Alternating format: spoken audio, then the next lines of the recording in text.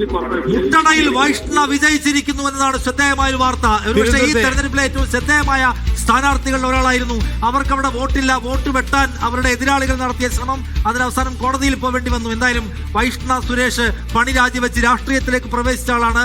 അവർക്ക് വിജയിക്കാൻ കഴിഞ്ഞു. മുട്ടട വിജയൻ മായന്തോട്ടിനെ ഉടനെ വേണം. അവിടെ ആരൊക്കെയാണ് ലീഡ് ചെയ്യുന്നത്, ആരൊക്കെ വിജയിച്ചു എന്നുള്ള വിവരം വേണം. കാരണം പ്രധാനപ്പെട്ട സ്റ്റാർ സ്ഥാനാർത്ഥികൾ ശബരിനാഥൻ, അതുപോലെ ശ്രീലേഖ IPS, വൈഷ്ണ, SP ദീപക് എന്നിവർ വിജയിച്ചോ ഇല്ലയോ എന്നുള്ള വിവരം കിട്ടണം.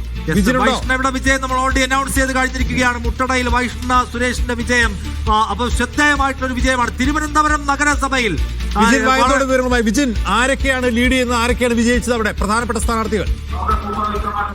വൈഷ്ണ സുരേഷിന്റെ വിജയമാണ് ഏറ്റവും പ്രധാനമായും എടുത്തു കാണുന്നത്. മുട്ടട വാർഡിൽ LDFന്റെ സിറ്റിംഗ് സീറ്റിൽ വൈഷ്ണ സുരേഷ് സ്ഥാനാർത്ഥി വിജയിച്ചിരിക്കുന്നു. വൈഷ്ണ സുരേഷിന്റെ വോട്ടർ പട്ടികയിൽ നിന്ന് പേര് മാറ്റുകയും ഒപ്പം തന്നെ വലിയ വിവാദമുണ്ടാവുകയും കോടതി ഇടപെട്ട് വീണ്ടും വോട്ടർ പട്ടികയിലേക്ക് പേര് ചേർക്കുകയും ഒക്കെ ചെയ്യുന്ന ശേഷമാണ് വൈഷ്ണയ്ക്ക് മത്സരിക്കാൻ കഴിഞ്ഞത്. അവിടെ സിറ്റിംഗ് വാർഡായ മുട്ടട വാർഡിൽ വൈഷ്ണ സുരേഷ് UDF സ്ഥാനാർത്ഥി വിജയിച്ചിരിക്കുന്നു എന്നുള്ളതാണ്. ഒപ്പം തന്നെ LDF നിലവിൽ ലീഡ് നില തിരിച്ചുപിടിച്ചിരിക്കുന്നു. 18-16 എന്നുള്ള നിലയിലേക്ക് LDF ലീഡ് നിലയിൽ മുന്നേറ്റം ഉണ്ടാക്കിയിരിക്കുന്നു. നിലവിൽ ആദ്യം മുതൽ BJPയുടെ മുന്നേറ്റമായിരുന്നു തുടർച്ചയായി ഉണ്ടായിരുന്നതെങ്കിൽ ഇപ്പോൾ വീണ്ടും LDF ആ ലീഡ് നില തിരിച്ചുപിടിച്ചിരിക്കുന്നു എന്നുള്ളതാണ്. എന്തായാലും ഇഞ്ചോടിഞ്ച് പോരാട്ടം കോർപ്പറേഷനിൽ തുടർന്നുകൊണ്ടിരിക്കുകയാണ്.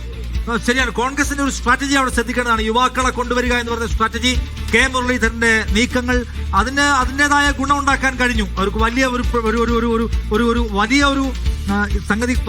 കോട്ടയം ജില്ലാ പഞ്ചായത്തിൽ UDFന്റെ തിരിച്ചുവരവാണ് ഇപ്പോഴത്തെ ഏറ്റവും പ്രധാനപ്പെട്ട ഒരു വാർത്ത. നമുക്ക് ജോസി ബാബുവിലേക്ക് പോകണം. കോട്ടയം ജില്ലാ പഞ്ചായത്ത് അതുപോലെ കോർപ്പറേഷനുകൾ കണ്ണൂര്, കോഴിക്കോട്, തൃശൂർ കോർപ്പറേഷനുകളിലും UDF തിരിച്ചു വന്നിട്ടുണ്ട്.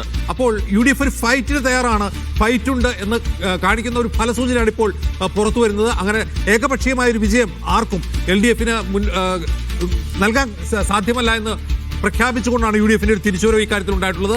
UDFന്റെ ഒരു തിരിച്ചുവരവാണോ ഈ കാണുന്നത്, അതെവിടെയൊക്കെ ദൃശ്യമാണെന്ന് കാണേണ്ടതുണ്ട്.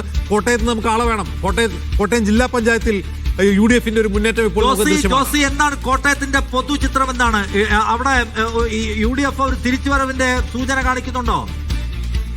തീർച്ചയായിട്ടും നിഷാദെ, വൻ തിരിച്ചുവരവിന്റെ സൂചനകളാണ് UDF കാണിക്കുന്നത്. ജില്ലാ പഞ്ചായത്ത് സീറ്റുകളിൽ ഇപ്പോൾ 11 സീറ്റുകളിൽ UDF ലീഡ് ഉയർത്തിയിട്ടുണ്ട്. ഏറ്റവും ഗ്ലാമർ പോരാട്ടം നടക്കുന്ന അതിരമ്പുഴ ഡിവിഷൻ ഉൾപ്പെടെ 11 ഇടങ്ങളിൽ UDF ലീഡുണ്ട്. 3 ഇടങ്ങളിൽ മാത്രമാണ് ഇപ്പോൾ LDFന് ലീഡുള്ളത്. കാൽ നൂറ്റാണ്ടായി UDF ഭരിക്കുന്ന നഗരസഭയിൽ ഒപ്പത്തിനൊപ്പമാണ് LDFും UDFും കോട്ടയം നഗരസഭയിൽ എന്നത് ശ്രദ്ധേയമാണ്. അതോടൊപ്പം തന്നെ മന്നം വാർത്തിരിക്കുന്ന പെരുന്ന NSS സംസ്ഥാനം ഇരിക്കുന്ന വാർഡിൽ BJP സ്ഥാനാർത്ഥി വിജയിച്ചിരിക്കുന്നു എന്നുള്ള വാർത്ത നമുക്ക് ഇപ്പോൾ പങ്കുവെക്കുവാൻ കഴിയും. അതോടൊപ്പം പാലാ നഗരസഭയിലും LDFും UDFും ഒപ്പത്തിനൊപ്പമാണ്. 6 സീറ്റുകൾ വീതം LDFും UDFും ഇപ്പോൾ വിജയിച്ചിട്ടുണ്ട്. 3 സ്വതന്ത്ര സ്ഥാനാർത്ഥികളും വിജയിച്ചിട്ടുണ്ട്. ഒരു കുടുംബത്തിലെ 3 അംഗങ്ങളാണ് വിജയിച്ചിരിക്കുന്നത്. മുൻ CPM കൗൺസിലറായിരുന്ന ബിനു പുളിക്കാക്കണ്ടം, സഹോദരൻ ബിനു പുളിക്കാക്കണ്ടത്തിന്റെ മകൾ ദിയ എന്നിവരാണ് അവിടെ നിന്ന് വിജയിച്ചിരിക്കുന്നത്. അങ്ങനെ 3 പേർ അവിടെ വിജയിച്ചിട്ടുണ്ട്. ഈരാറ്റുപേട്ട നഗരസഭയിലും ഇപ്പോൾ UDF ലീഡ് ഉയർത്തിയിട്ടുണ്ട്. ചങ്ങനാശ്ശേരി നഗരസഭയിൽ കൂടുതൽ സീറ്റുകൾ BJP പിടിച്ചിട്ടുണ്ട് എന്നതാണ് ആദ്യഘട്ടത്തിൽ നമുക്ക് പങ്കുവെക്കാൻ കഴിയുന്നത്. എന്തായാലും ജില്ലാ പഞ്ചായത്തിൽ UDFന് വൻ തിരിച്ചുവരവിന് കളമൊരുങ്ങുന്നു. അങ്ങനെയാണ് ഇപ്പോൾ ലഭിക്കുന്ന പല സൂചനകൾ വിരൽ ചൂണ്ടുന്നത്. ഇപ്പോൾ 11 സീറ്റുകളിലാണ് UDF മുന്നേറുന്നത്. കോർപ്പറേഷനുകളിൽ തുല്യം എന്നുള്ള അവസ്ഥയാണ്. 3-3 എന്ന അവസ്ഥയാണ് കോർപ്പറേഷനുകളിൽ. തൃശ്ശൂര്, കണ്ണൂര്, കോഴിക്കോട് കോർപ്പറേഷനിൽ UDFന്റെ ഒരു തിരിച്ചുവരവാണോ നാം കാണുന്നത്?